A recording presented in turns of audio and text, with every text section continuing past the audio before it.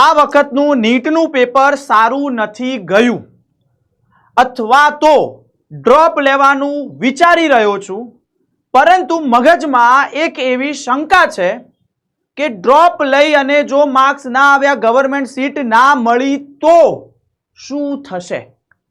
તો આજે હું તારા માટે જ આવ્યો છું અને તને હું જે કહેવાનું છું એ ધ્યાનથી સાંભળજે. આજનું આપણું ટાઇટલ છે, શું ડ્રોપર પણ ગવર્મેન્ટ સીટ મેળવી શકે, ટોપ મેડિકલ કોલેજની અંદર એડમિશન મેળવી શકે? જવાબ છે હા.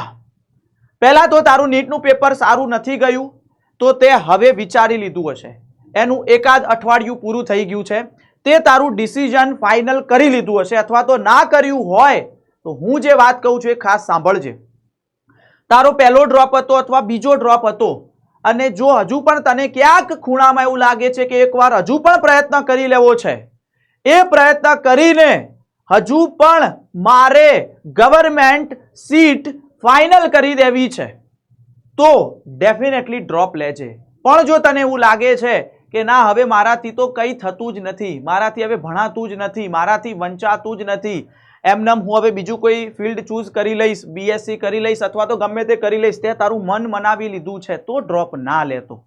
પણ હજુ પણ તને એવું છે કે ના, કરવું તો એમબીબીએસ જ કરવું અને એ પણ ગવર્મેન્ટ સીટ લઈને જ, તો હા, કઈ રીતે તું આવું કરી શકીશ? પહેલા તો તારી પાસે 1 વર્ષનો સમય છે, 1 વર્ષ પણ ના માની લે, બરાબર, 11 મહિનાનો સમય છે.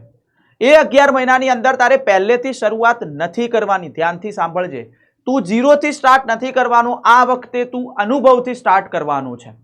કારણ કે તે 2 વર્ષ, 3 વર્ષ અથવા 4 વર્ષ ઓલરેડી મહેનત કરેલી છે, એ મહેનતને આખરી ઓપ આપવાનું છે. એ આખરી ઓપ આપી દઈશ ને તો તારું બેટા ડેફિનેટલી ગવર્મેન્ટ કોલેજની અંદર એડમિશન ફાઇનલ થઈ જશે. પણ હા, આ જર્ની કંઈ ઈઝી નથી. તું જેટલું વિચારે છે કે 1 વર્ષ હજુ પણ હું ટ્રાય કરી લઉં અને મારા માર્ક્સ ઇન્ક્રીઝ થઈ જશે, તો ના, એમનેમ નહીં થાય. આમાં તારા મનને તારે મનાવવું પડશે, દ્રઢ નિશ્ચય કરવો પડશે, એની પાછળ સખત મહેનત કરવી પડશે, બરાબર છે. ક્યાં ક્યાં ભૂલો કરી હતી, ક્યાં ક્યાં કઈ સિલી મિસ્ટેક્સ કરી હતી, કયા સબ્જેક્ટ વીક રહ્યો હતો, કયો ટોપિક વીક રહ્યો હતો, એ બધાને તારે જાણવું પડશે, એના ઉપર વર્ક કરવું પડશે.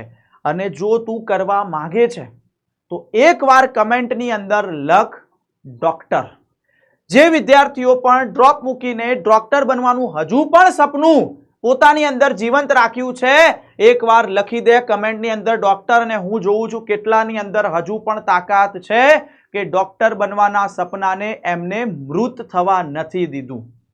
આ જર્ની ઈઝી નહીં હોય. આની અંદર તમારે ઘણા બધા સ્ટ્રેસ, લોડ, દબાણ, કંટાળો બધું જ આવશે, ઘણા બધા નેગેટિવ વિચારો બધું જ આવશે. પણ યાદ રાખ, 1 વર્ષ પછી જ્યારે નીટ એક્ઝામ આપીને બહાર આવીશ, જ્યારે તું પેપર સોલ્વ કરીશ અને તારા માર્ક્સ જ્યારે તે ધાર્યું તું એના કરતાં પણ વધારે થશે અને તને જ્યારે એડમિશન મળી જશે, એ દિવસ કેવો હશે?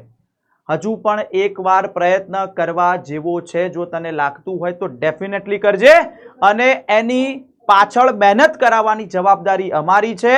તારી તૈયારીને વધારે ઈઝી કરવા માટે અમે ઓલરેડી લોન્ચ કરી દીધી છે યકીન નીટ ગુજરાતી 2027 બેચ, જેમાં ટોપ ફેકલ્ટીઝ છે, જેની અંદર તમને બધા જ સબ્જેક્ટ કે જે નીટ એક્ઝામની અંદર ઉપયોગી છે બધું જ ભણાવવામાં આવશે. તારી તૈયારીને ઈઝી કરવામાં આવશે.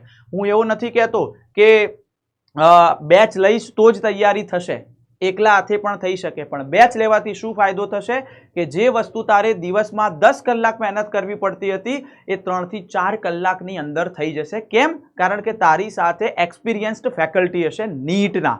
તો યકીન નીટ ગુજરાતી 2027 જે તારી તૈયારીને વધારે મજબૂત બનાવશે.